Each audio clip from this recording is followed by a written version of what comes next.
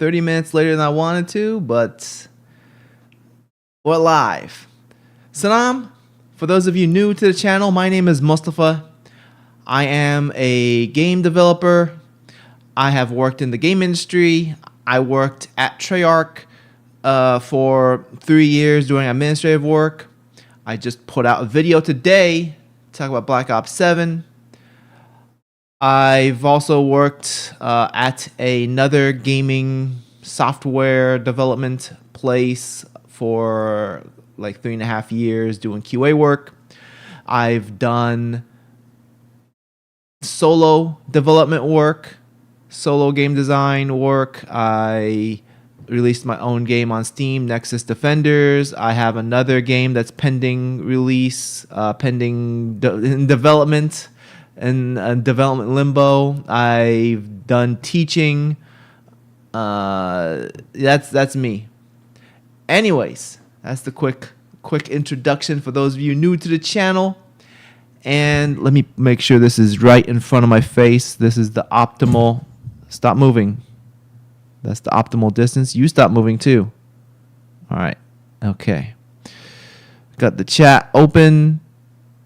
Let's see. Live chat. What is this? Top chat and live chat? Why do I want if I get people, I usually get like 10 people. So why do I want top chat? Fan funding. Okay. Anyways. Yeah, let's put this back on screen. Let's put that back on screen. I don't think I see anybody. Let me change this to participants because I like to see that, and I'll move this to that screen. There we go. All right. And there we go. Okay, so today's topic is AI in video games. I put out a poll. Wanted to see what you guys wanted me to talk about. Man, that's messy back there. Oh well, that's fine. I'm looking at my screen. I'm looking at me, and I see it's a little messy right there. But that's fine. That's fine. It's okay. We're doing the stream. So today we're talking about AI. I guess the big offenders recently. So there's Call of Duty Black Ops 7.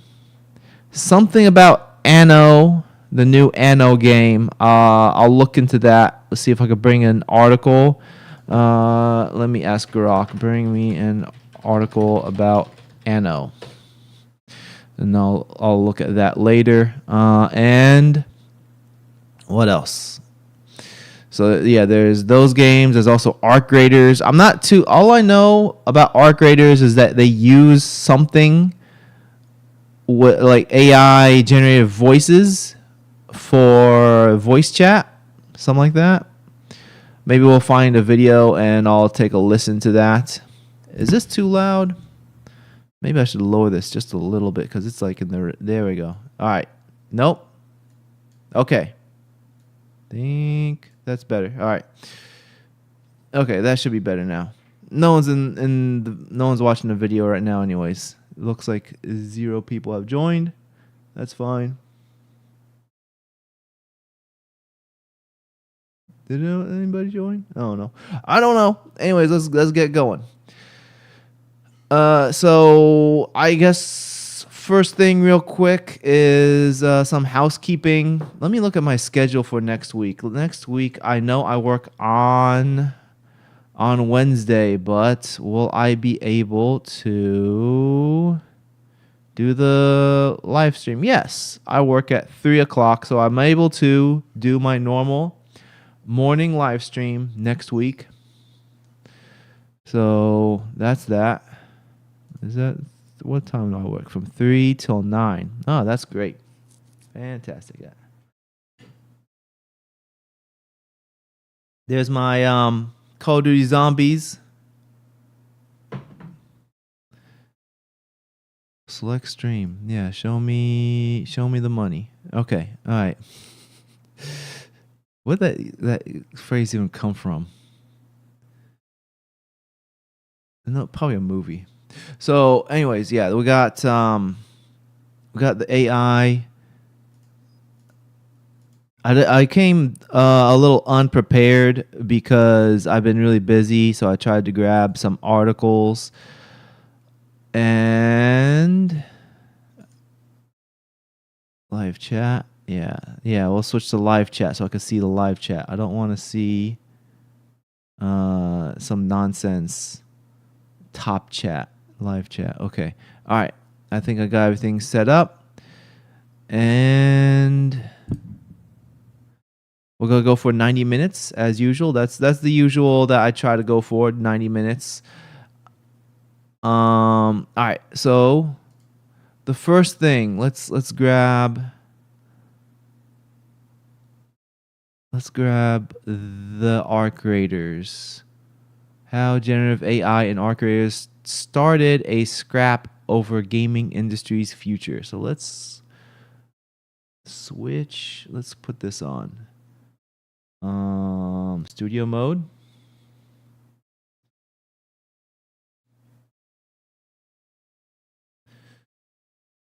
Let's make the transition faster. Quick transitions. Cut.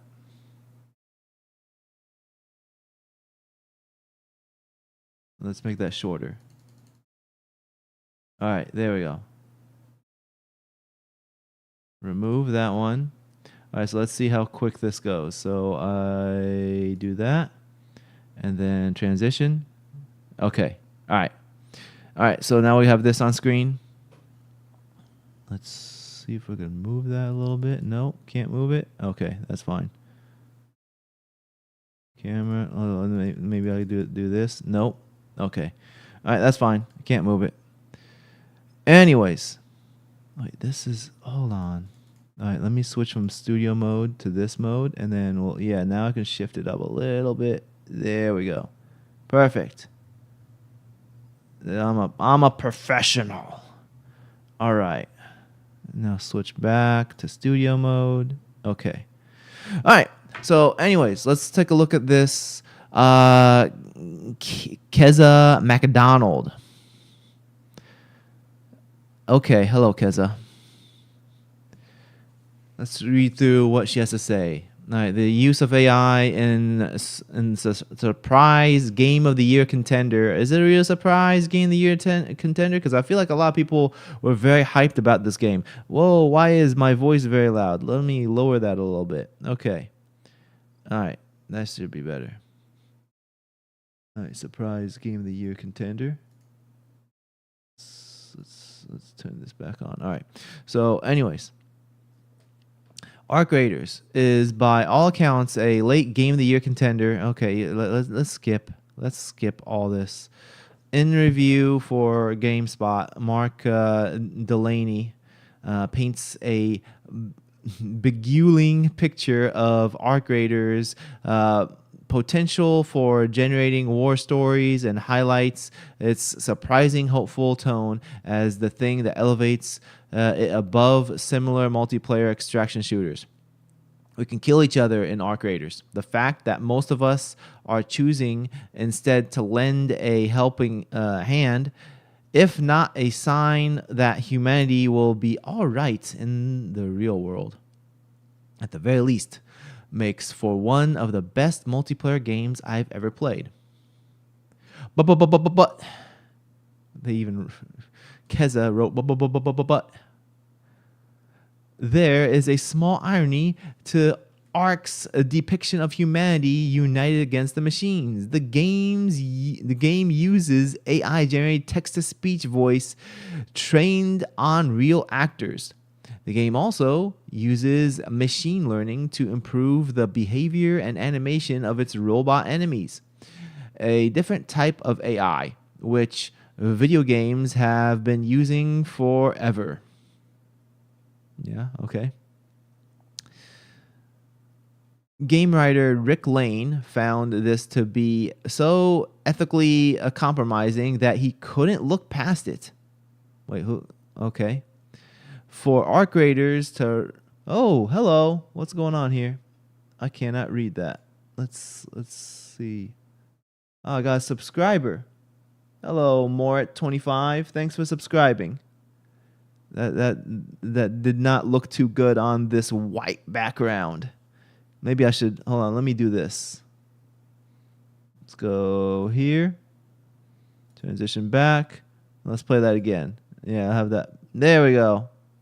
Morit25. Thanks for subscribing.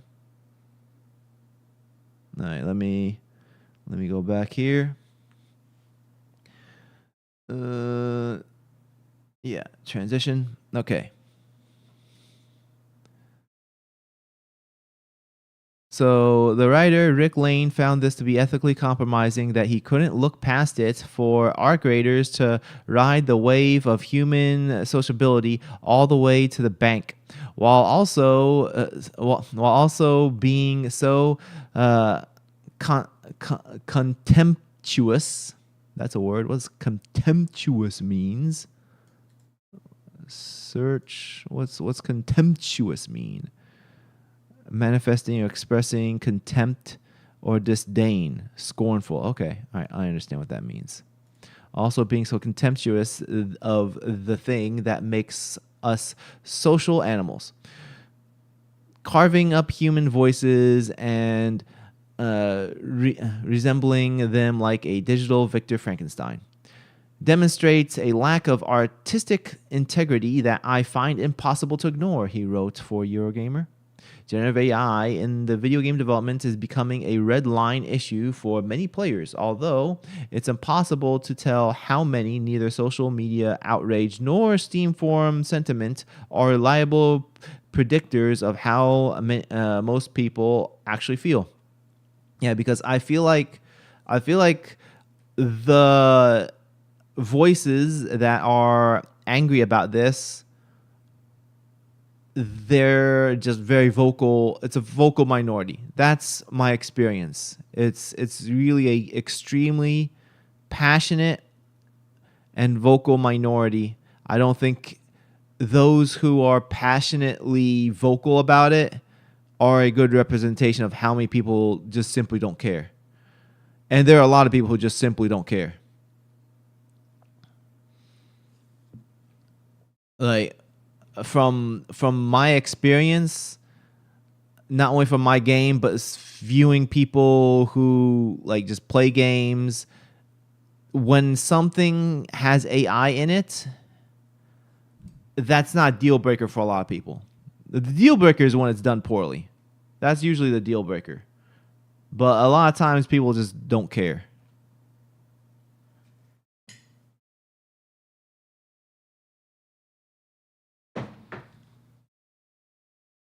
Okay.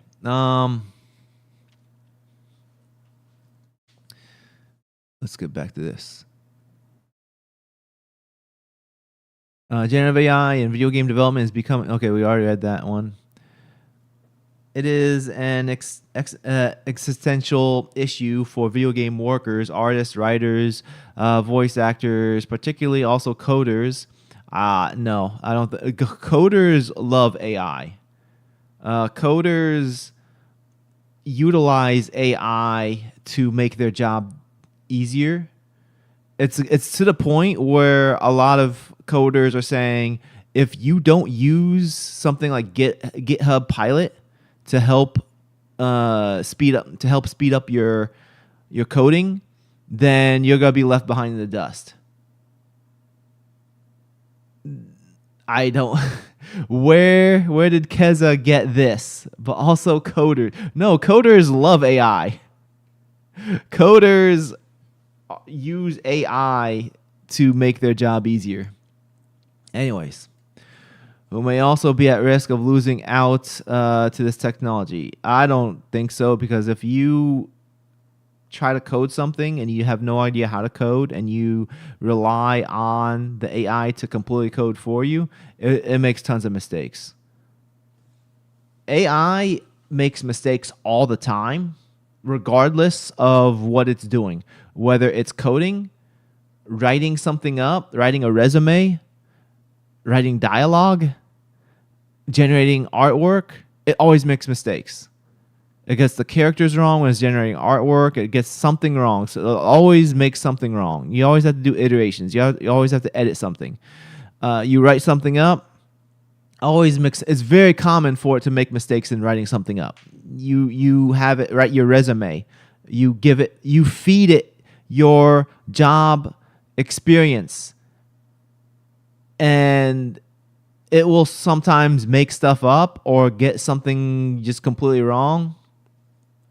And you have to say, you have to tell it, hey, why did you do this? Or you missed this. Oh, thank you. That was good for calling me out on that. That's how it responds all the time.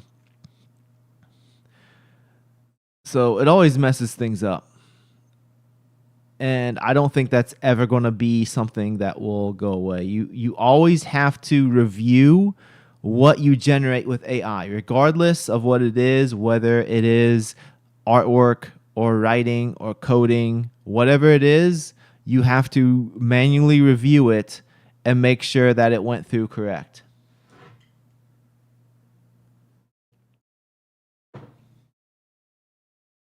Okay. Who may be at risk of losing out on this technology? Many believe the gaming's corporate overlords would be thrilled to replace expensive and inconvenient humans with machines that generate inadequate but functional work. Take EA, which is mandating that its employees use company's internal suite of AI tools, even though they are apparently widely hated. Let's open up this. And then there's Krafton, which proudly declared it's an AI-first game developer before offering its Korean employees voluntary redundancy. Let's get to that. How much more of this is there? Okay, yeah, we'll get through this before we're looking at that other thing that the employees hate the tools, the suite. Nothing in chat yet. That's fine. That's fine. Just want to make sure I'm keeping up with chat. Chat is important for me. It is important that I interact. Whoa. Me just bashing my ring on the table. Anyways, it's important for me to interact with you guys. That's why I'm keeping an eye out for the chat. Indeed, most people rushing to defend the use of generative AI in games are not everyday players or on-the-ground developers, but corporate class. Epic's Tim Sweeney, net worth of $5 billion, give or take, posted on X a series of replies to Eurogamer's Art Creators Review, beginning with the familiar face-palming, inducing entreaty to keep politics out of video game reviews. Political opinions should go into op-ed, folks. Sweeney argued that generative AI could transform gaming, evoking a dystopian vision of the future instead of games having a few dozen or hundred lines of pre-recorded dialogue. How about infinite? So I love the fact that Keza over here tries to what's the word? Character assassinate Tim Sweeney, like not character assassinate, but she's trying to, I guess that's Keza's a she. They them. I'm hilarious. Oh, okay. So Keza is trying to what is the word when you are trying to discredit? That is the word. Trying to discredit Tim Sweeney, saying, okay, most people are not players or on-the-ground developers. Tim Sweeney like started off as a programmer. He worked his way up. Net worth $5 billion. Okay, well, all right. I mean, he wasn't always net worth $5 billion. It wasn't until Fortnite. Like, Fortnite was what got them rich. Because before Fortnite, they had like Unreal. Unreal Engine. And Unreal Tournament and Gears of War. I mean, they're doing all right. They weren't broke or anything, but it wasn't until Fortnite that really made them big ballin'. But I think it's just hilarious. Keza's trying to character assassinate, discredit. She's trying to discredit Tim Sweeney by saying, "Oh, he's a billionaire, net worth $5 billion. He doesn't know anything about video games. What's he know about video games?" Okay, this is the professional. This is the professional of the Guardian. Just okay. Thank you, Keza. All right, let's get back down here. Okay, Sweeney argued that. Oh yeah. Okay, we already said that. Instead of games having a few, yeah. So to his point right here, I think having the customization should be the goal for having the AI generated dialogue. The reason why it should be more about customization rather than having just infinite options is because the infinite options are actually not very infinite. I've used ChatGPT long enough or frequently enough to know that it doesn't do a very good job at coming up with unique things. It can explain things well, and a big issue that I see is that I keep on seeing recurring patterns that are constantly. I need to lower my volume a little bit more. Okay. Recurring patterns that I constantly see over and over. For example, of course, the M dash thing. We see the M dashes all the time. Let me switch over. Transition. Boop. Yeah. So the M dash thing is definitely one issue with writing up, especially with ChatGPT. I'm gonna experiment and use Gemini for a while because Gemini supposedly is the best one at the moment. And I don't like Sam Altman. I mean, I don't like Google either. But Sam Altman just rubs me the wrong way. Every time this guy talks, he clearly does not have humanity in he doesn't want to do good for humanity. He wants to ruin humanity with the way how a science fiction movie warns us about robots. He wants to ruin humanity that way. And Google probably does as well. But I use Google for everything else, so why spread the power? I don't know. Anyways, I'm going to start using Google Gemini for a bit, see if it actually is better.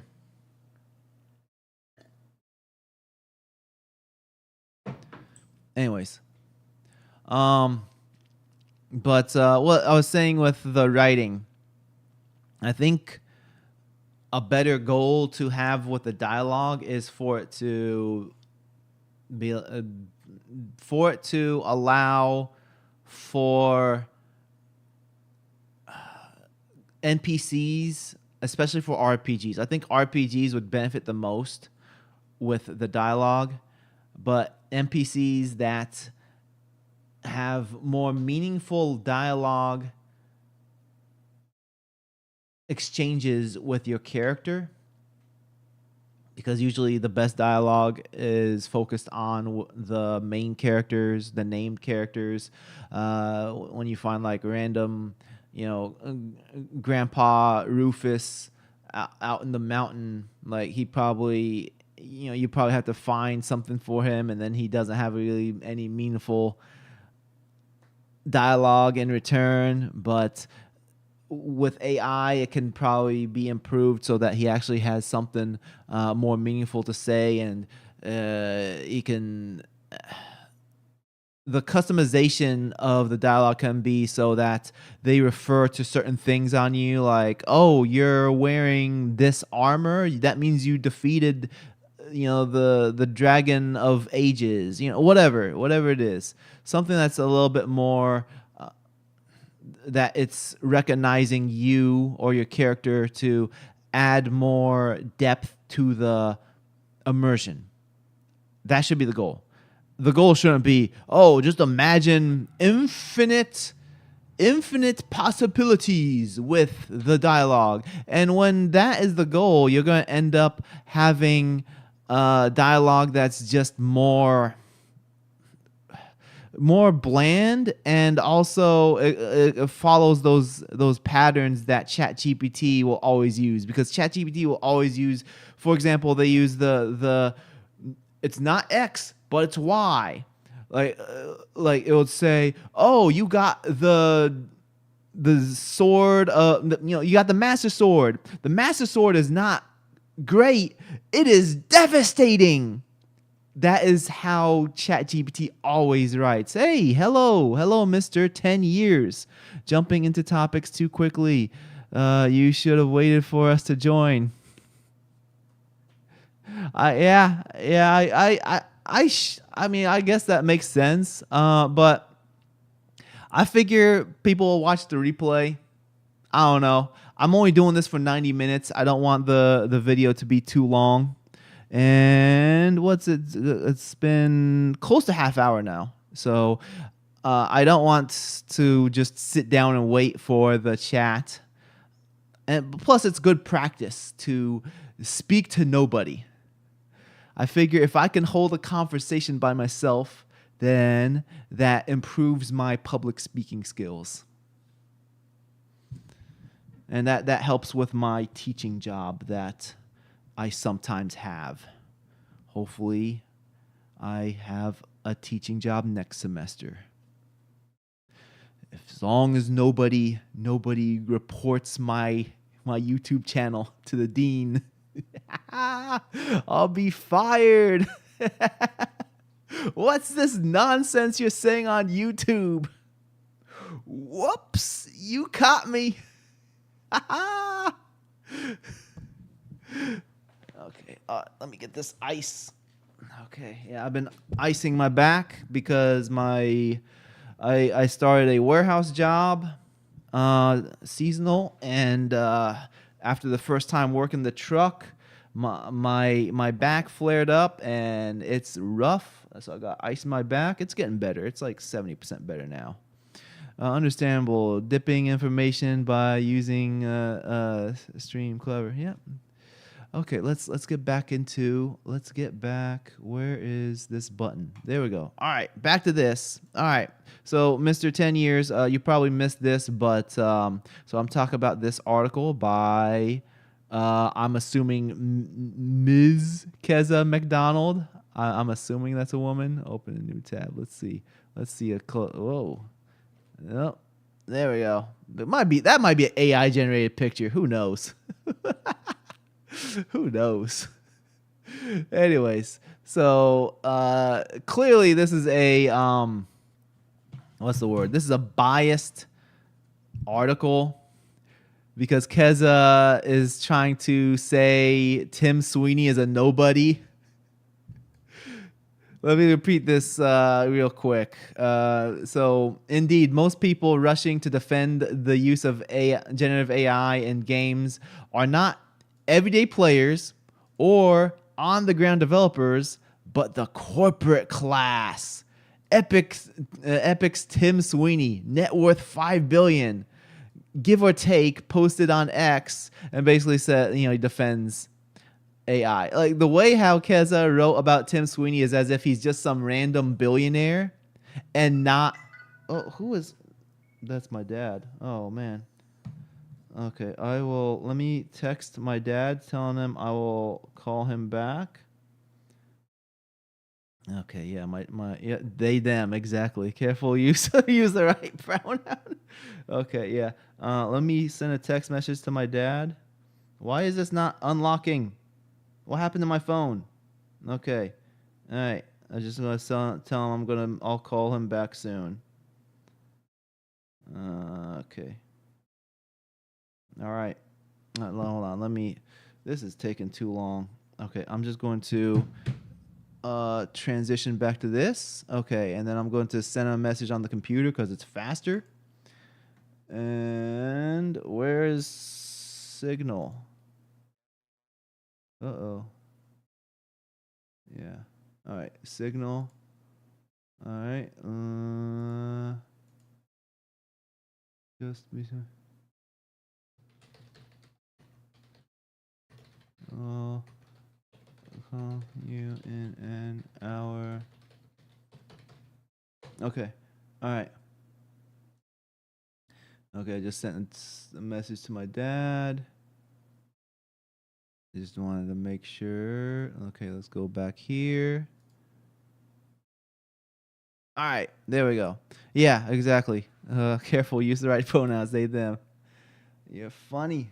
All right, Signal, why are you on this screen? Go back to the other screen. Go back. All right, there we go. All right, let me switch back to this. Transition back. We're back here. All right, hello. Okay, so yeah, Keza trying to talk smack about Tim Sweeney, saying he's just a random corporate class when Tim Sweeney is like literally a programmer. Like just because he worked his way up to being an executive now doesn't mean he knows nothing about video games. The dude is a programmer. He made the Unreal Engine. You clown.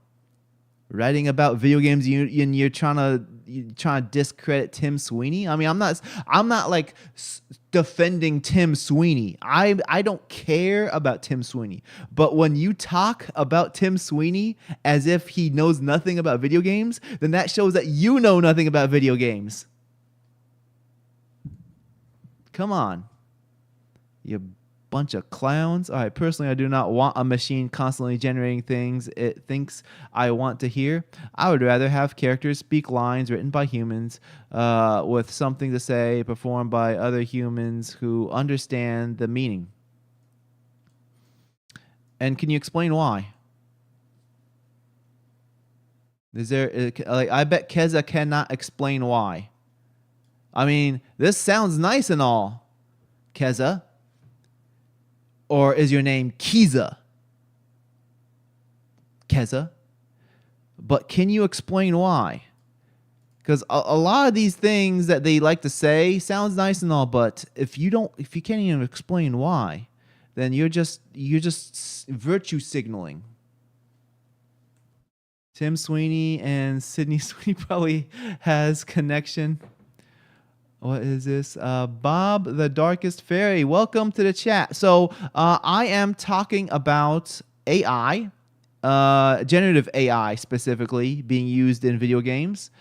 And I pulled up this article, how generative AI and art creators started a scrap over the gaming industry's future. And this article seems like it's clearly very biased, to the point that the author,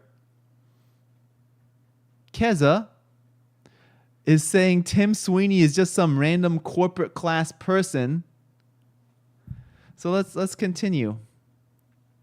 So as the award-winning video game actor Jane Perry put into the interview, who is Jane Perry? Who is Jane? What have you done, Jane Perry? Jane Perry.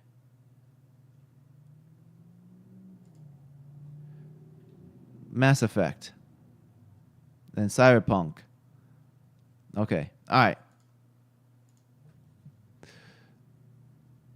Will a bot scuttle up to the stage at the Game Awards? Okay, yeah. I get what you're trying to say. So, yeah, when it comes to yeah. I mean, I agree that you're not going to have the finest art coming purely from generative AI. That's not how you utilize it.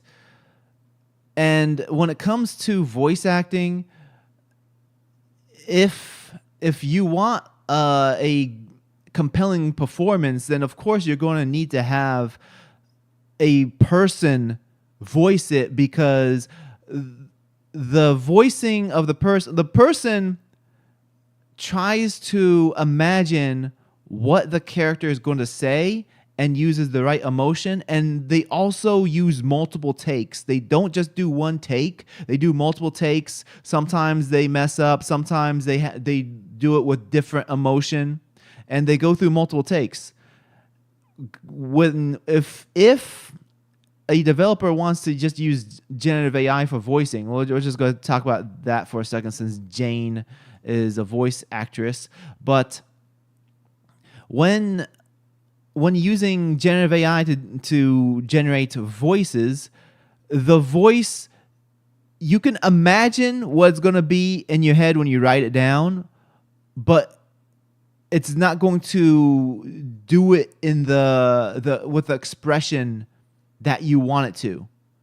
And you can regenerate and try to get different outcomes, but that's going to be a lot more time consuming than to actually have an actor or actress and then say, hey, say it with more sadness. Say it like you stubbed your toe.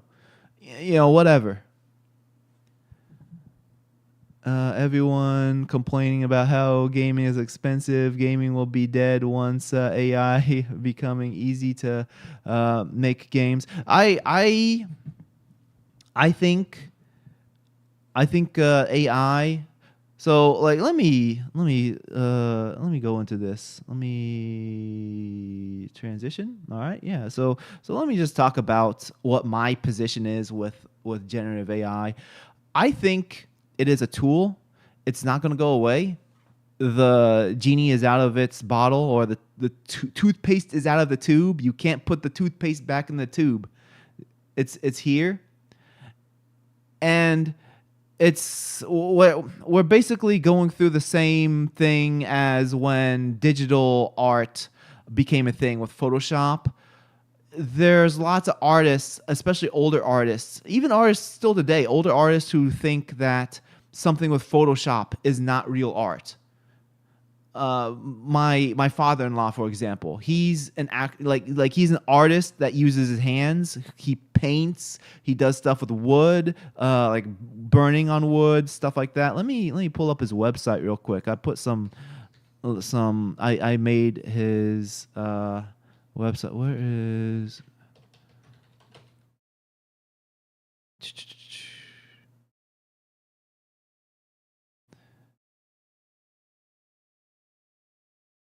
What is? I don't even remember his website. kareemart.com. There it is. Okay, let's go. Transition back. Hi, I watched the prices on hardware. Okay, well let me read the chat real quick. Gaming will be dead once it. Yeah, heard that. Hey, I watched the prices on hardware went to the roof because the AI market. But others said it was because crypto. I think both. I think both is definitely the reason. All because of the unknown price of Steam machine. Do you have input on that? I don't really have input on hardware. I'm not really too much of a hardware guy. I mean, I use hardware, but when it comes to that stuff, it's all speculation coming from me, and I think all the above. I think all the above can be true, especially with right now. There is an AI race with ChatGPT, Grok, Gemini. Like they're all trying to race each other, and they are all demanding more production of RAM and whatever. Like the prices are going up because of everything. Okay, just think God, AI isn't feminist and woke and festive. I think it already is. It already is. But anyways, I just want to bring this up real quick. This is my father-in-law's artwork. Just to show that, like he does real art. like I mean not real art, but like he does physical art. That's what I meant. Like yeah, like this. Like he carved that, he burned that wood. Same with this. He carved this, burn doing some burning stuff. Um, this is glass, I think. I think he did that on glass. I did 2 seconds. This is woodwork and this is non-woodwork. I just put together this website for him. But he does drawings. This Joker looking dude. Yeah, here's a drawing. Yeah. So anyway, so just wanted to just the point being is that he does physical artwork, and he still sees, because he's older, he sees people who use Photoshop as not real artists. But people who use Photoshop understand that that's a skill, that you have to learn how to use it, you have to understand how to use it, etc. You can't just press a button and do. Well, I mean, now it has generative AI, but even the generative fill, like a lot of times you get garbage, and you have to work with what it gives you. Point being, though, is that when digital art came in, there are artists who think that the digital art are not real artists. Now we're in a phase in which there are people who think that those who use AI generation are not real artists either. I'm not saying they are, though.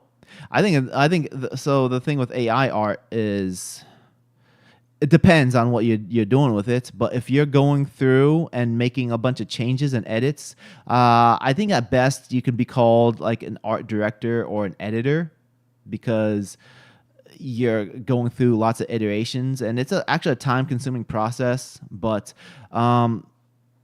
as far as how it's used in game development, my opinion is that people are not going to care as long as the outcome is good. And the outcome will only be good if you put in a lot of effort into it and utilize it as a tool rather than utilizing it for the initial outcome. For those who just use the initial outcome, of course, the product's going to be garbage. And that's where the whole AI slop comes in. People say this is AI slop, and yeah, if the person just writes a prompt and gets something and doesn't do any editing to it, doesn't even do iterations, because you can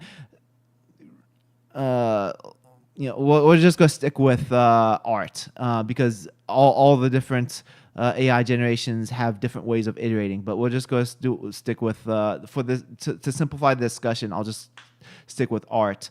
But when you get an image of a character, of course there can be stuff that you don't like. For example, the outfit's not right, it's not consistent with the previous image, something might be wrong, proportions might be wrong, the character might be taller, the hands, fingers, extra fingers, can be in a pose that's impossible, etc. There can be lots of things that are wrong, and it's very rare to get like, oh, I'm gonna get a great output from the very initial prompt. So then you have to change things up. You have to erase portions, regenerate, maybe even take some of the best ones, like multiple ones, put them into Photoshop and stitch them together and make one really good image. So I think when we're going to have people focus more on doing something like that with the AI generation, the outcome's going to be better. Though at the same time, it's still a time-consuming process. It's not like someone puts in, like I said, one prompt and then gets the output. If it looks like the person put in a prompt and and that was it. Usually people can tell because it's not that impressive looking. Let's see. Let me catch up with the chat. All AI is theft from a human. Oh, here's the thing. I mean, if we want to go that route, as far as the moral, the moral stance of whether it is theft or whether it's moral or not, let's assume that that is immoral. Okay, just to make the argument simpler, we're not going to argue. We're just going to say, okay, yeah, it's immoral. It took information to basically construct a product without the original author's consent. And now people are using it to make their own output, and we'll just agree that this is immoral. And now what? What are we going to do? Like I said before, the toothpaste is out of the tube, and if you don't use it, it's still going to be pushed by these trillion dollar, there's $1 billion companies and $1 trillion. OpenAI is $1 billion company. It's like worth like $500 billion. And then you have Google, which is like a trillion dollar company. Oh, where'd I go? All right, let me, let's switch scene. Okay, transition. All right, I disappeared. Give me a second. Why'd my phone turn off? It's not off. It's just this decided. Okay. All right. So we got that. All right. Let me put this back on. All right. So yeah. The point being, like, Google, is a $1 trillion company. It's not going to stop pushing AI. And in addition to that, we're going to agree that this is immoral, just for the sake of argument, or to avoid argument. We're going to agree this is immoral. Should we then start avoiding the use of all immoral technology? For example, cell phones, because it uses a lithium battery. And if you know anything about the origins of like lithium batteries, those are mined by children. I mean, I'm not happy about it. I don't support that at all. I think that's disgusting. But if I were to try to avoid using any smartphone device, like I do a warehouse job right now, and the device I use to scan the items is basically a smartphone.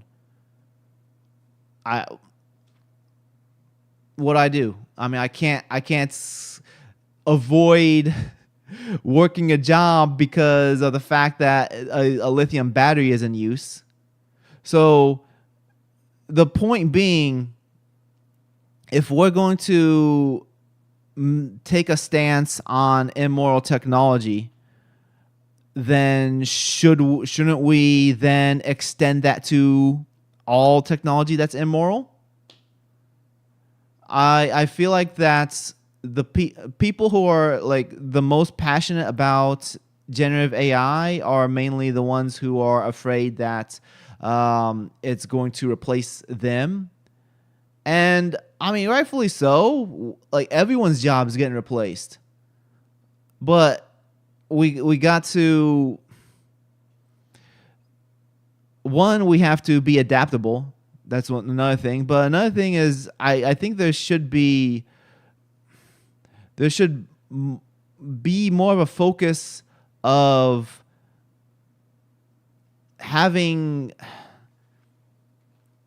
I know this is gonna sound like anti what's it, capitalism or whatever, but there needs to be checks and balances as far as the corporations cutting off jobs. And this goes to the Tucker Carlson had an interview. I think it was an interview or debate interview with Ben Shapiro like 7 years ago. Ben Shapiro was all about capitalism.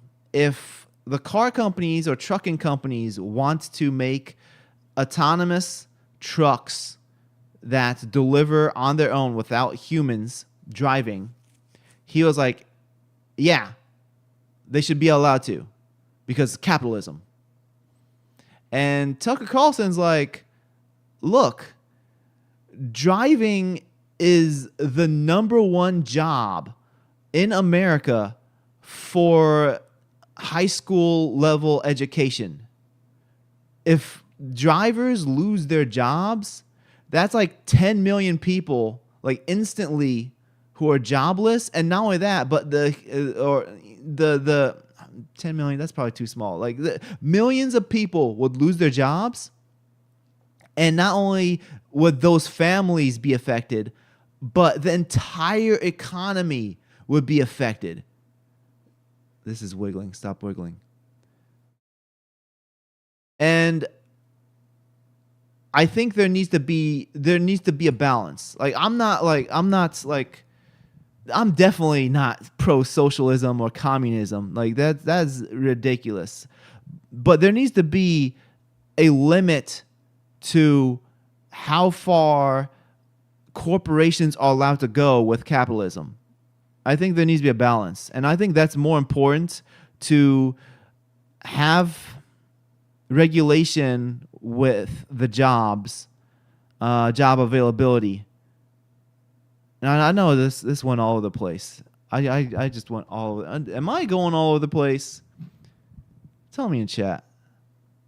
All right, so let's see. All AI. Okay, I heard that. Asman showed a clip of a man using AI to make himself looking as a girl. Don't know the tech, but somehow something like V2. So I have something in my what is it? My X feed. I posted about it. I don't know if this is the same thing. I don't pay too much attention to Asmongold. Wow. That is something. Let's go to my profile. Scroll down. Okay, yeah. So let me share screen. There we go. Transition. All right. Okay. So yeah. So okay. Make sure that the volume is off. All right. So yeah. So this guy in the bottom. That face does look a bit like him, though. All right. Now that looks much more different than him. But yeah. So that's a fake woman, and that's him. The video was, or at least the post was, trying to claim that this was live, and the community notes say that wasn't live. But regardless, whether it's live or not, the point that I was saying was that we need to be critical thinkers when we see stuff online. Stop moving. We need to be critical thinkers and not just believe everything we see online. Too many people see stuff and then they get excited and then they repost it. And that was basically like what I was saying, is that people need to learn to critically think. And then this is just garbage right here. I can't wait for AI to make video games. Like this is not even a video game. This is literally unplayable. This is just a video. This is a video to look like a video game. Plus, look at all of the stuff that's doing that is defying logic. So one thing to notice, because this is something about generative AI, is that it just goes off of what it sees at the moment, and that's why it does random things. It doesn't remember what happened a second ago. It just goes off of what it sees right here. And so the perspective is kind of shifting as well. As you notice, all these things looked really far away from this point of view. But then once this goes out of view, all this looks incredibly close all of a sudden. Like especially this right here. This looks super close when a second ago it looked very far away. So that's a huge problem with generative AI, is that it just goes off of what it sees at the moment. And then this goofy jump right here, just jumping right through. And the perspective is so odd. If you look at this right here, the perspective is very odd. And then the jump, she just jumps through. Plus, I mean, also this is just a knockoff of a scene from Spirited Away. Like, she's even dressed like the character from Spirited Away. So nothing original about this. It just, the logic makes no sense. And plus, on top of all this, on top of everything, this is not actual. There is zero gameplay. There's zero control. This is just a video. Let's go transition back. And now I don't think you are all over the place. I agree, but somehow at the point is about digging, looking for truth is tiresome. Yeah.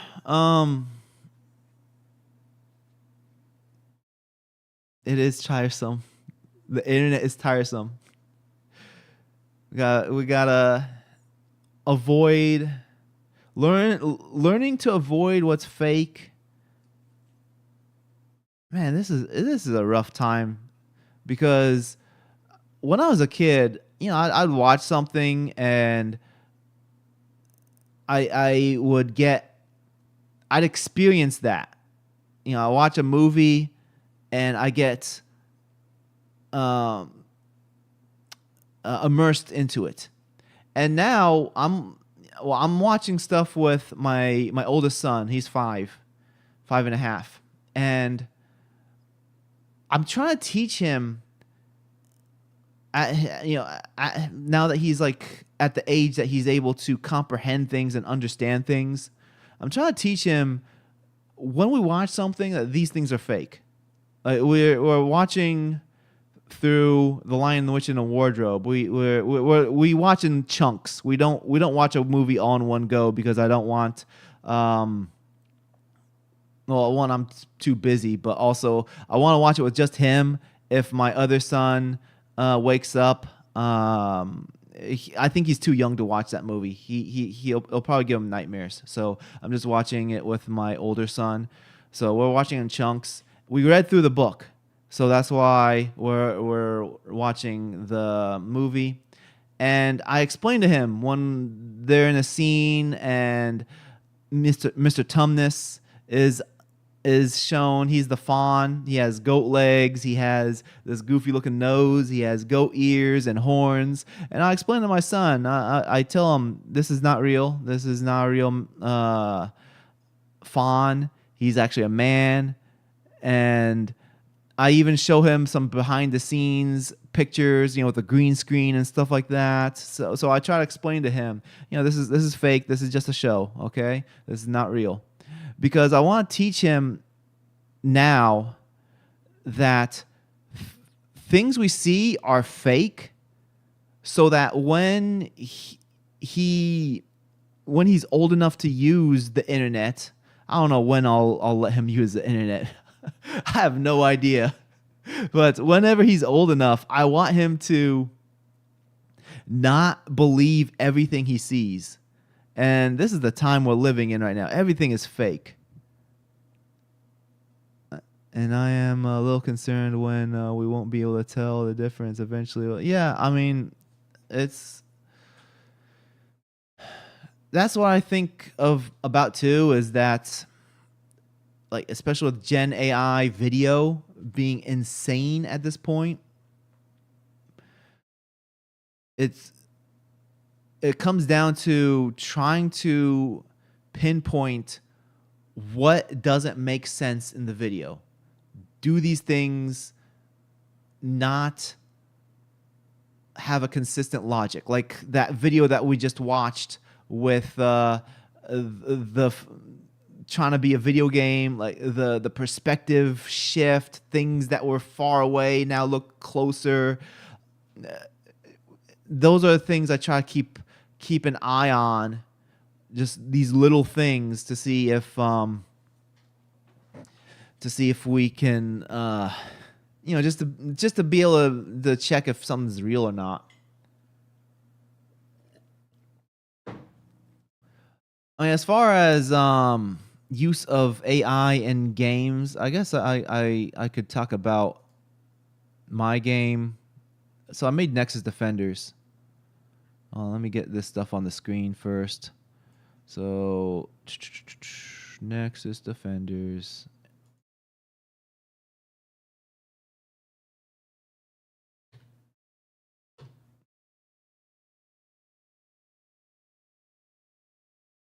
Okay, so let's get this on screen.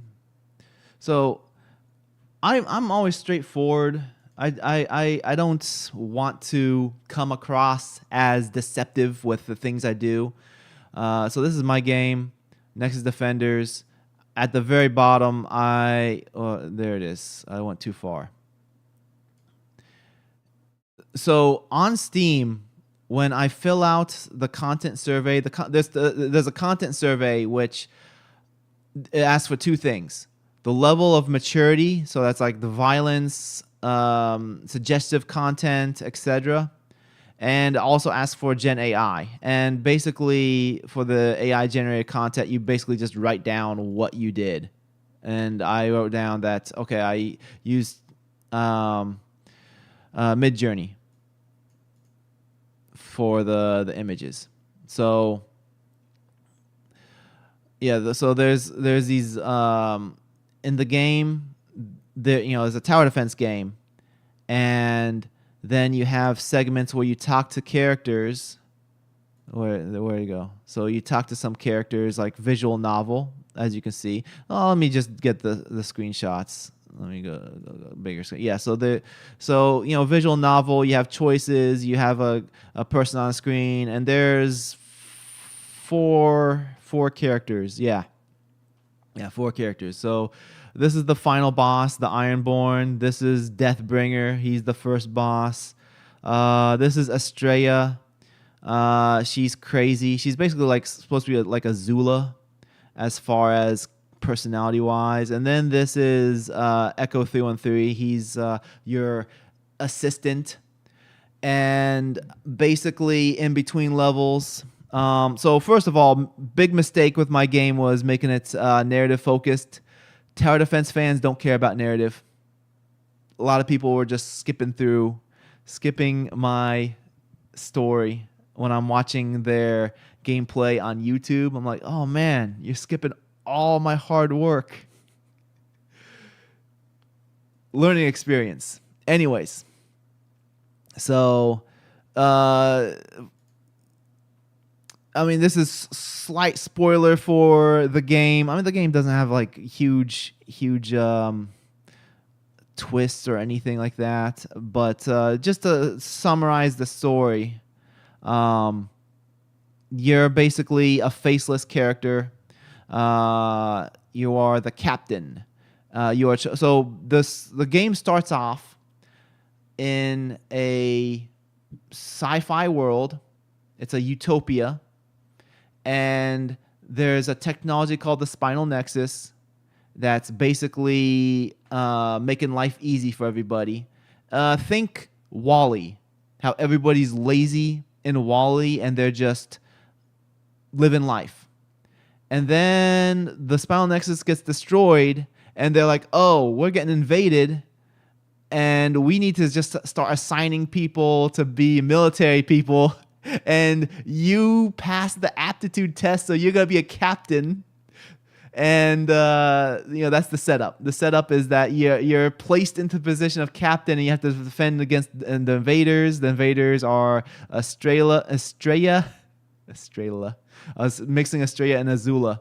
Estrella, Deathbringer, Ironborn.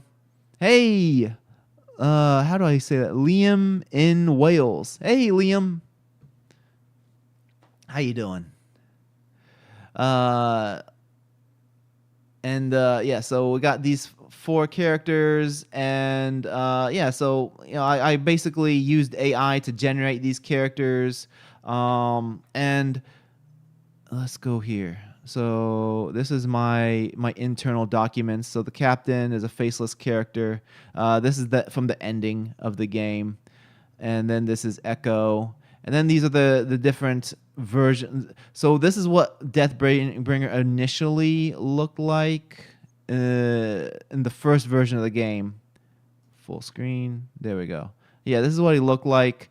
But then I didn't like the fact that how do I close this? Go small. All right, yeah. So I didn't like the fact that all the characters had different art styles, so I updated them, and I updated them again. So this is what I changed them to, and then I changed them again. This is what he looks like now in the game. Where is it? More options, full screen. There we go. Yeah, this is what he looks like now. The Ironborn, first he was bald, and then I gave him hair and made him look like Idris Elba. And then I updated the art, and then I updated the art again. And this is Estrella. And then I decided I don't even know what this material is. So I redid her, and I made sure that she's wearing armor because this material makes no sense. It's like, okay, that's leather or something. I don't know.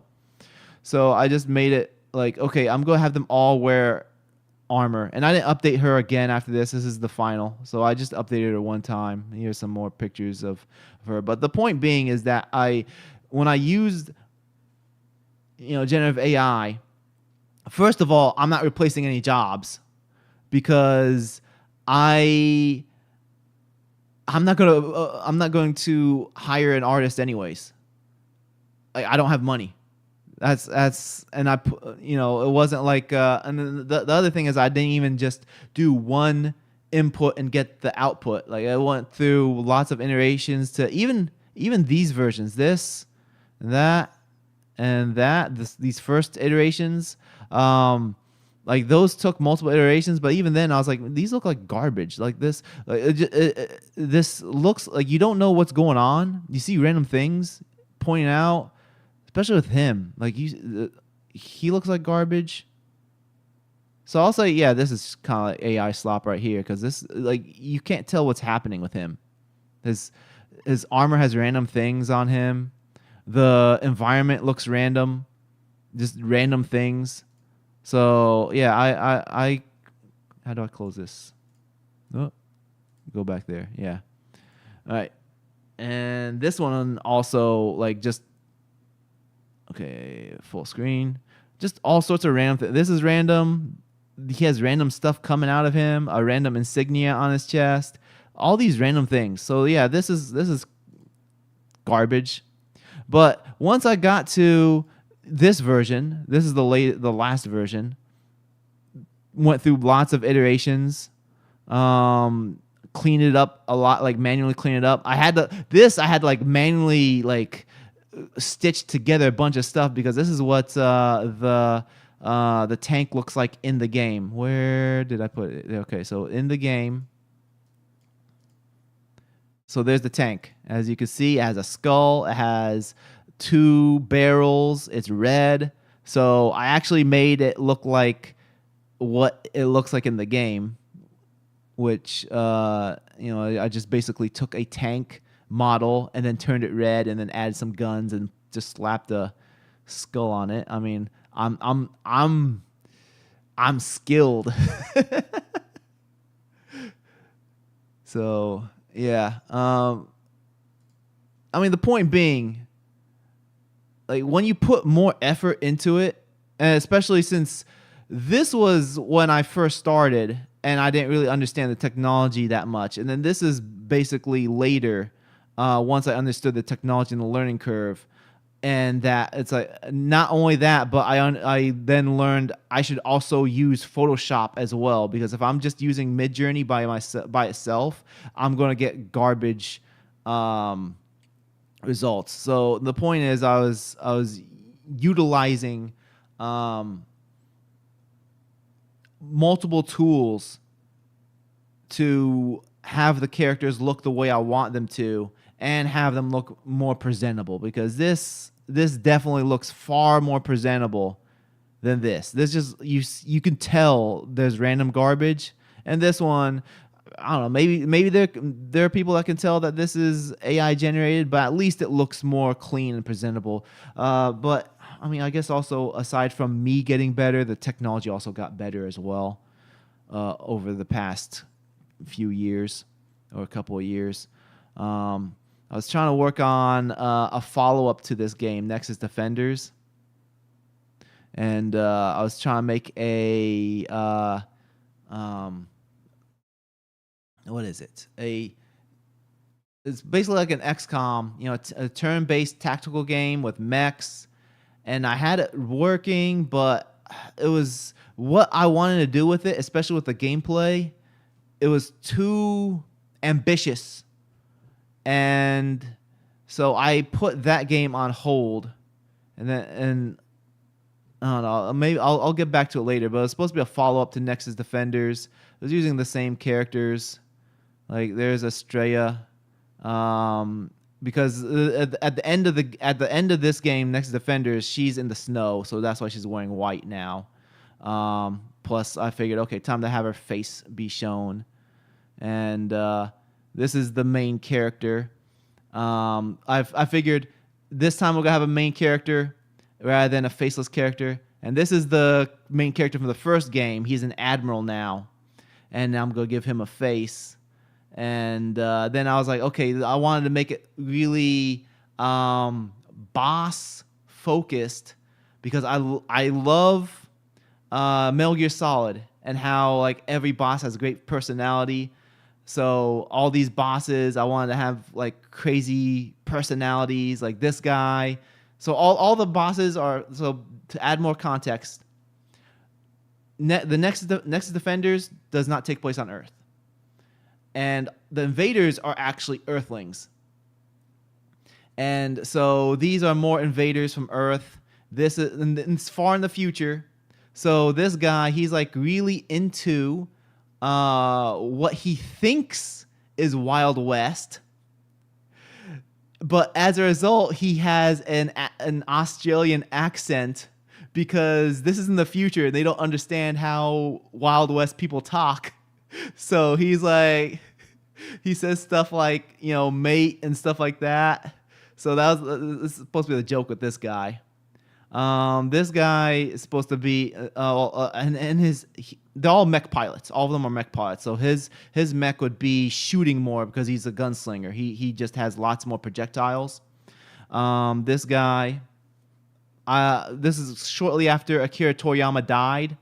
So I wanted to have like a tribute to Akira Toriyama, John Toriyama, because Akira Toriyama is a big fan of, what's it called? Terminator. So, John, what's his name? John Connor.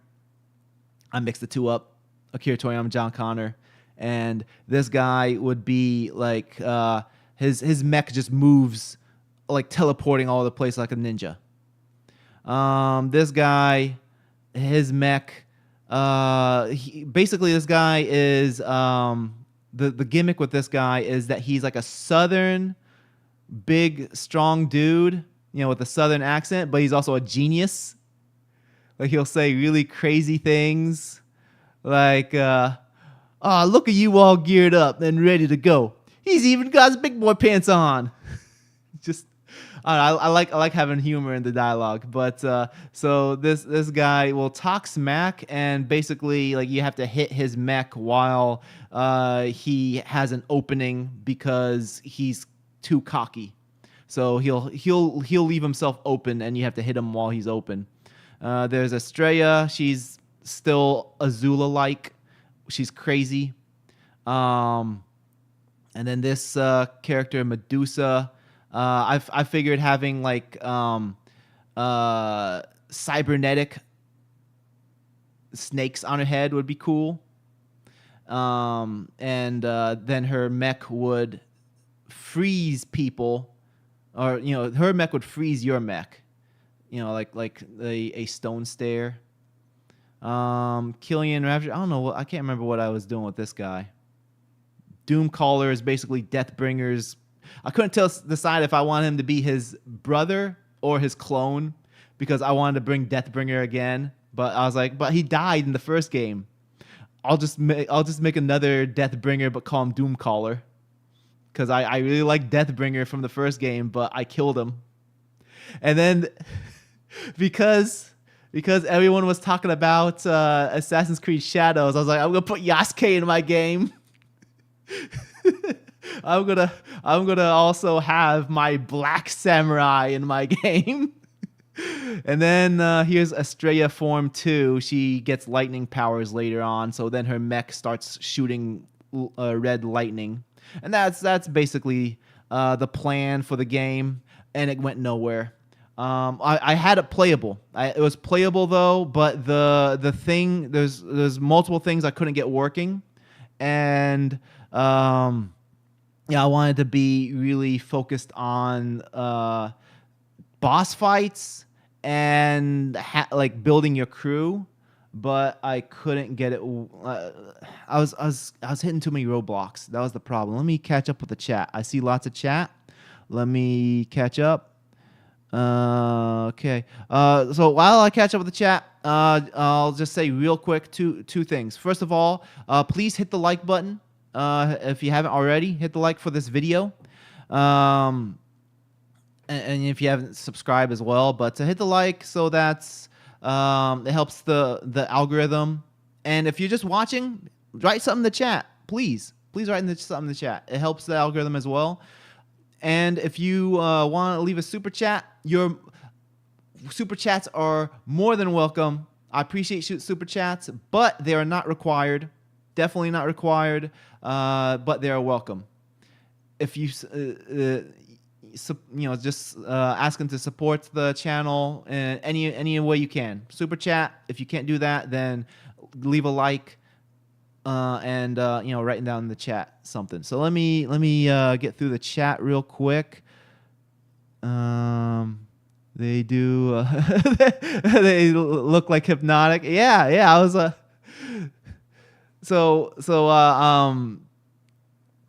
I can't remember if I said that to him or not, but I was like, I saw when I first saw Hypnotic, I was like, oh, this is I guess Estrella's his wife or something like that. Me too. I love Envious Revengeance. Yeah, I love Revengeance is fantastic, but also destroys the Metal Gear Solid lore at the same time. It's terrible and amazing. Do you put Islam into your game dev? So not right now. So I guess the closest thing to Islam in my game development. Let me switch back to this. So, as you can see, you can't see her hair. And I did that intentionally.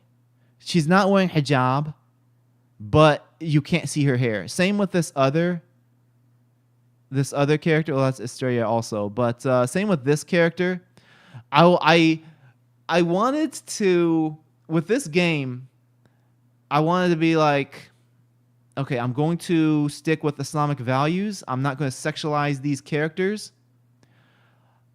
But I don't want them all to wear hoods. So I asked myself, how can I make another female character without her hair showing, but also keeping like the futuristic look? So with this one, I decided, okay, I'm gonna give her like robotic snake head. That would be a thing. But right now, I don't have plans to do like straight up Islamic themes. Let me switch back to here. I don't have plans to do straight up Islamic themes at the moment. But what I want to do is put in messages in the games that I make that benefit people. For example, the first game, the message was about self-improvement. Because as I mentioned already, the premise is basically WALL-E. Everyone was living life. They're lazy. They're living life, and the premise is about or the game itself is about being responsible and moving from the comfort zone into a growth mindset. That was the message of the first game. The second game, I can't remember what exactly the Nexus Tactics what I was trying to do, but I still wanted to be narrative focused, but also have a similar type of. I think I wanted what I was trying to do is like mentorship and responsibility, but still, I want to put in messages that are about growth and messages that are that help inspire.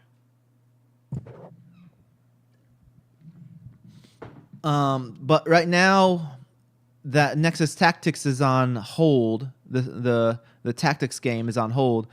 Um, I don't know when I'll get back to that, but the focus. I stopped development of that game and moved on to Beware Tomorrow, the horror game. I don't have a real message in that one yet. I'm more focused on trying to make the game fun first. I haven't implemented story into it yet. I have plans for story, but the focus is to make the game fun first, and then I'll figure a story for afterwards. But no, the answer is no. I'm not putting Islam in the games yet. Maybe I might in the future. Australian accent is redneck. No, nope. Depends if it's inspirational. I think could be. I'm not sure what that reply is towards. It has to be this way. Oh man, I should have kept up with the chat.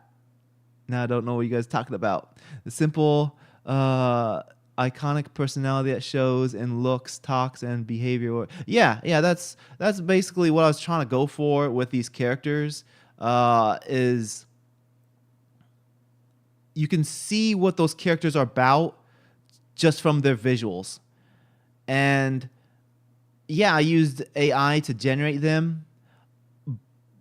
But the point being is I used it as a tool to get to what I wanted to show.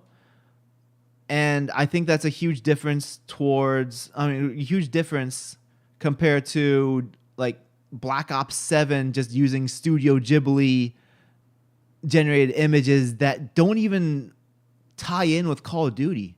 It doesn't even make sense.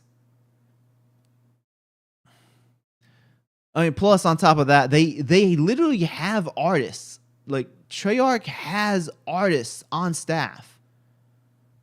I mean, I think that's also a point that a lot of people bring up when it comes to these larger studios. Like you already have artists. Why are you not utilizing actual like hand done artwork?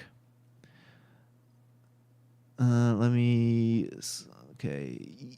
Ubisoft Yasuke into a public domain.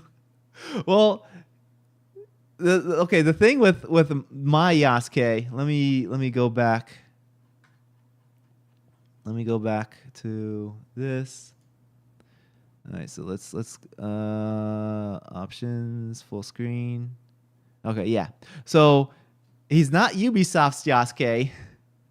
He's just Yasuke.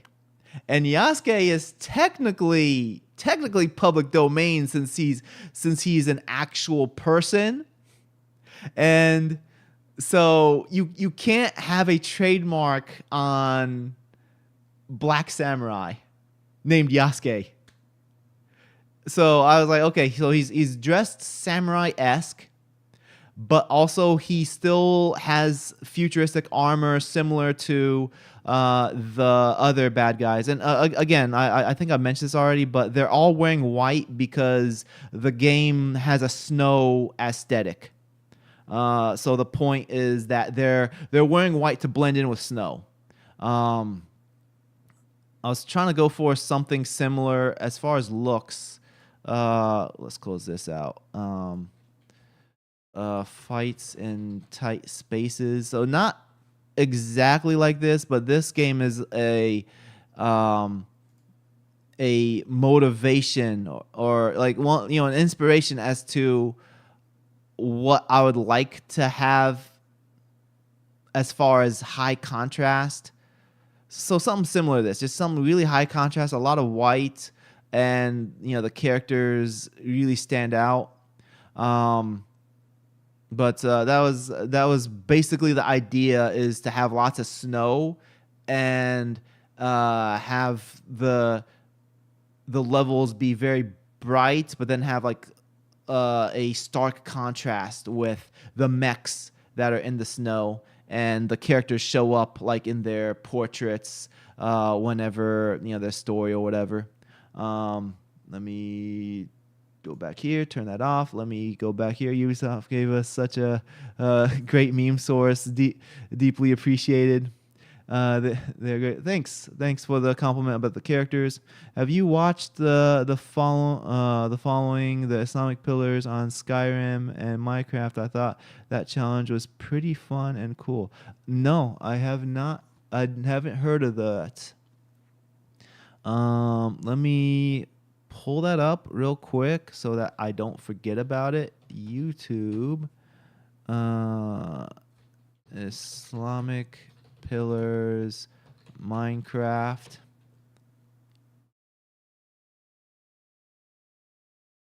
Okay, beating Minecraft, but I can't break the laws of Islam. Okay, that seems funny. And let me get another tab up. Islamic pillars. What was the other one? Skyrim. Okay. All right. Can't break the laws of Islam. Okay. All right. How long has this been going for? Where's the time? Okay, well, I'm hitting my 90 minutes. So yeah, again, if anyone wants to do a super chat, feel free. No need to. I'm not demanding. There's no demands. I don't want to be one of those guys. I'm just trying to plug the calls to action. If you leave a regular chat, I'm still gonna read through it, and just like this. I believe Yasuke being black wasn't the problem, but how they forced him. Oh yeah. I totally agree. Yeah. Like I've done multiple videos on the whole Yasuke thing, and yeah, it's the main issue is that they're tokenizing him, and not only that, but from what I've seen, especially with the relationships, he's very effeminate too. Like he needs approval from the people he has relationships with, because he can have a relationship with two guys or a woman who is a married woman, and he needs their approval before he has the relationship with them. And so they made him very effeminate in that way, because I mean, when it comes to having a relationship, yeah, you're not supposed to force yourself on people. That's not a thing. But I mean, generally, when it comes to, I'm talking specifically like a man trying to pursue a relationship with a woman, women aren't going to. They're not going to pursue the man. They want the man to pursue them. They want the man to take initiative, and that requires not needing the approval and be like, I'm worthy. Am I worthy of your attention? I'm like, come on, like, I mean, like, I don't know. I'm going to get into a tangent with this. I should calm down. Men need consent for everything, or it's toxic. Exactly.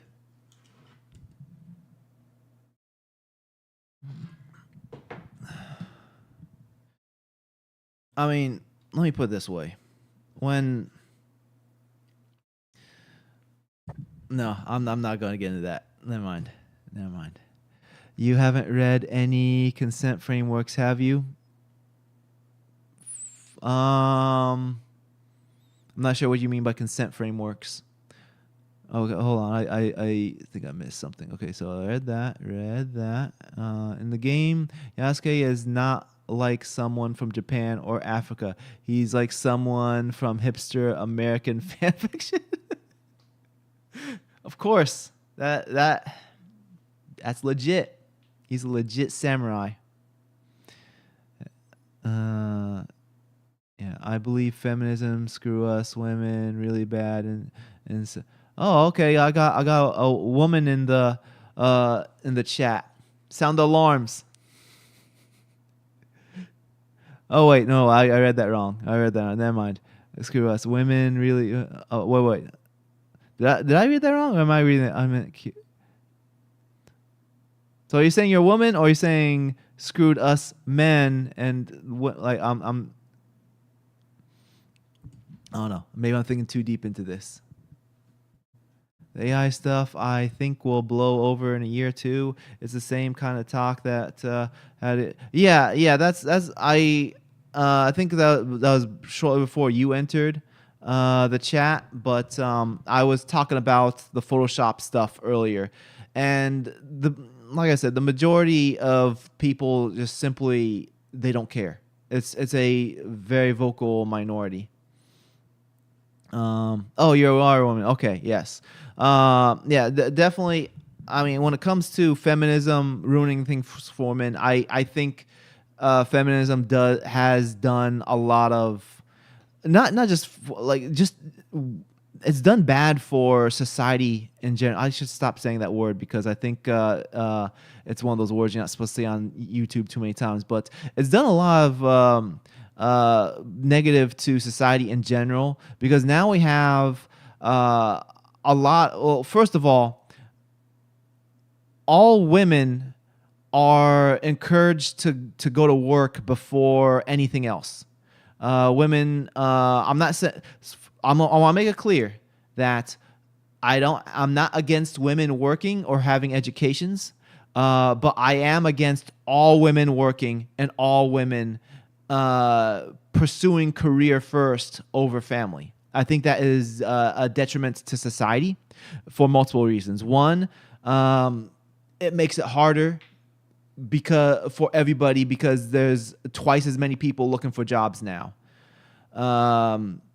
I mean, the government loves it though because that's twice as many people paying taxes, but you have more people looking for jobs, and there's only so many jobs, and then you have less people raising kids because if both mother and father are working, who's raising the kids? Some nanny, some daycare, the school, the government. Like who's raising kids? That's a huge issue. I think that like I said, I think women there are certain jobs that are necessary for that to have women working. For example, doctors. I think there needs to be female doctors because I don't believe in guys being doctors for women. I think that's inappropriate, especially gynecologist. If a guy is a gynecologist, like get out of my face. What's wrong with you? There needs to be female doctors to treat females. But that's just one example. My point being, I'm not anti women having jobs, but I think telling all women you need to have a job, that's like destroying society just in general. But I can go on for like much longer about how it messes things up. But let me get these chat real quick before I close things out. Yeah, I missed that. The only people who care are the ones at risk. Yeah. That's I agree with that. Yeah, keep YouTube safe. When you're young, it sounds like a good idea. When you have gray hair, I know women who can't have kids. I know it's a hard thing for women to have. Yeah, and that's a huge thing. Like women innately want to have children. And I know a lot of people don't want to admit this, but it's in a woman's nature to have kids. And if they get old enough and not have kids, they're gonna regret that. There's a reason why it's very popular for women to have cats and pets in general. And I'm not anti-pet, but I think pets are a problem with society in which people are using pets to basically as a replacement for kids mentally. And I think that's an issue, especially with women who want to have kids, because once that window passes and they never had a kid, then they missed out. They're never going to be able to do that. And that honestly, that's a tragedy that many women have drunk the Kool-Aid and then they don't realize the mistake until it's too late, until they're too old, until they've like hit their 40s, and then they're like, what am I gonna do? I can't have a kid now. And that's a tragedy that we're in a position. Our society is in this position where people are being tricked into thinking that this is progress. Having everybody work is not progress. Work is a mission. Work is a means to provide for the family. And if both a man and a woman are trying to provide for the family, where's the family? When are they going to have a family? Like the womanism, it has tricked women into thinking that you have no self-worth until you make a lot of money. And like, what are you gonna do with that money? You're not gonna like attract guys with the money, because guys don't care. Like, guys want the money so they can like provide for their families. Anyways, I'm going on. Let me. It's pretty extensive stuff. Here I called Farojos, or is that Farojos? Is like a pet. Bin the child. Farojos would translate to dog child. Yeah, that sounds right. I mean, this is one thing that motivates me to make content for the internet is I want to try to motivate men, specifically young men, to be more family oriented, to step up and live more confidently and in a way in which they are going to motivate more men. I think this is it's really important to talk about these topics. I know this is a video game channel, but I have videos about masculinity. I plan on making more eventually. Right now, videos are. I don't have a lot of time to make videos at the moment. I'm just really busy, but I do want to make more videos coming back to the topic of masculinity, especially masculinity and stories, because stories are what drive society. Stories motivate and inspire people. And if all the stories have wimpy, emasculated men, then that's what is going to surround the youth of our society. And then you're going to have women asking, where are the real men at? Well, I mean, if all the boys are surrounded by men who don't know how to be men, if they're surrounded by bad examples of men, then of course these boys are going to turn into bad examples of men. They're either going to become brutes or they're going to become wimps. Like pick which one. If they're going to go one way or the other, they're going to go extremely aggressive or extremely like effeminate. Men need to have boys need to have role models to teach them to be men. And that's why it's important to talk about these things when it comes to storytelling in games. Anyways, I went on too long. Let me read this one more time. Okay, here we go. Yeah, okay, I read that. Yeah. It isn't so easy for them. Not all women are critical feminists. Yeah, I agree. Not all women are in the Kool-Aid, but the problem is there's too many, and it's popular too.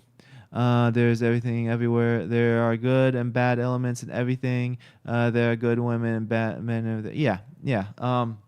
Let me pull this real quick, just really quick. Well, actually, let me just get the link. I don't need to. I have the book on my shelf, but let me just get the link and put it in the chat real quick. Let me go to Amazon. So this is book. What is it called? King. Whoops. What is it called? King, Magician, Lover, Warrior. King, Warrior, Magician, Lover. Okay, why does this have no picture? Okay, I don't know why. Oh, this is the Audible version? Okay, all right. Okay, so let me just get this image on the screen. All right, first I'm going to copy the link. I'll put it in the chat. There we go. Whoa, that is not it. Undo that. Good thing I didn't press enter. Copy link.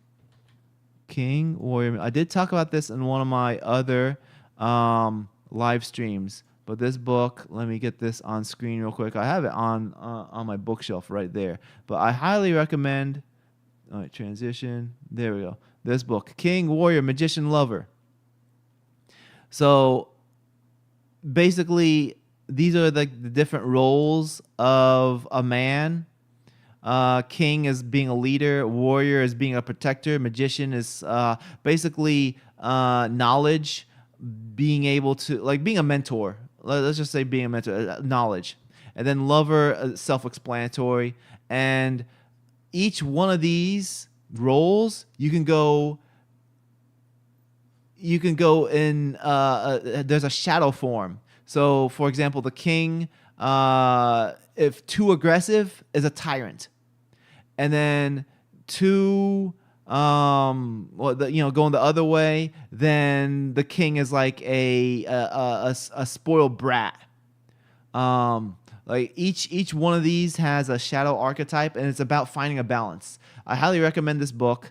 Prince of Persia remake. Let me make this really quick because I'm trying to wrap this up. So my thoughts on the Prince of Persia remake. Let me get this off the screen real quick. Transition back. All right. So my thoughts. What is wrong with them? What is wrong with them? 2021. They shown us this trailer for the remake that looked like a cheap. It looked very cheap. It got negative feedback because people saw that trailer in 2021 and said, this looks cheap, this doesn't look beautiful, this looks like it's a $20 remake, what are you doing? And then the leaks that just came out, why why are you doing that? Like they look goofy. They went high fidelity rather than going with the more artistic. They could have went the route of making it look more artistic, similar to that other Prince of Persia game that came out recently. I don't know what it's called, but that one at least has the 2D one that flopped.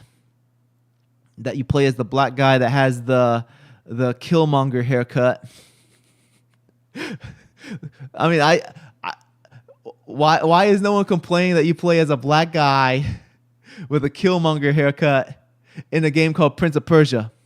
Where's the Persian representation? Where is the Persian representation? Anyways, so this new one that we're seeing the leaks, the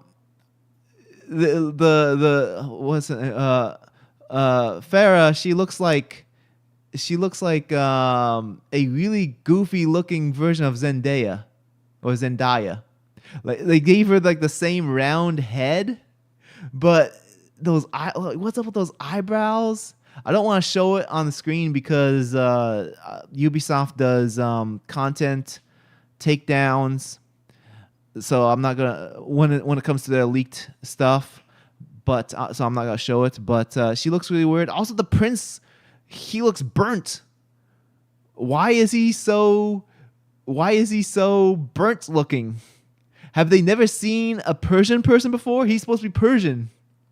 I understand Farah is supposed to be Indian, so I'm not. There's nothing wrong with her skin color. Her face looks goofy though. She looks like Zendaya, and her eyebrows look goofy. But the prince does not look Persian at all. Why they think Persians look like Indians, I don't know. Plus, he doesn't look. He just doesn't look heroic. Oh, thank you. What's this say? It's the end of the month, so I'm poor. I can only give. Hey, I appreciate it, man. I appreciate. Sorry, not man. I appreciate your super chat. Here, what's this do if I put a heart on it? Does this do anything? Okay, I think it shows that I hearted it. But anyways, I thank you. I appreciate that. But yeah, they look goofy. Plus, the thing that is really killing me about it is they're talking about how she doesn't need to be saved. What's wrong with saving people? Ever since Anita Sarkeesian and her feminist, I'm not gonna say that word anymore. The F word frequency videos. Everyone's like, oh yeah, no more saving women. What is wrong with saving people? When you love somebody, you will sacrifice yourself for them. Anyways, I'm going on a tangent. Ooh, I'm 20 minutes over. I want to keep this short. I appreciate everyone. I appreciate all of you for joining. Thank you for joining. I appreciate. Thanks for the super chat. Thanks for the chat. Everyone who's chatting, I appreciate all of you for being here. Please, if you haven't already, hit the like button on the video. And if you haven't watched the new video, I released a new video earlier today talking about Black Ops 7. I actually recorded it like last week, but I've just been too busy to edit it together. And I finally got it done editing and got it released. I've just been really busy. Again, next week, I should be doing my regular time again, 10 o'clock Central, 10 o'clock a.m. Central Time. Thanks. I am not going to be saved by no man. All right. All you take care. Thank you for joining. This was it's always fun doing this with people interacting, and I appreciate you all. Thank you. God bless. Salam. Where's the end button?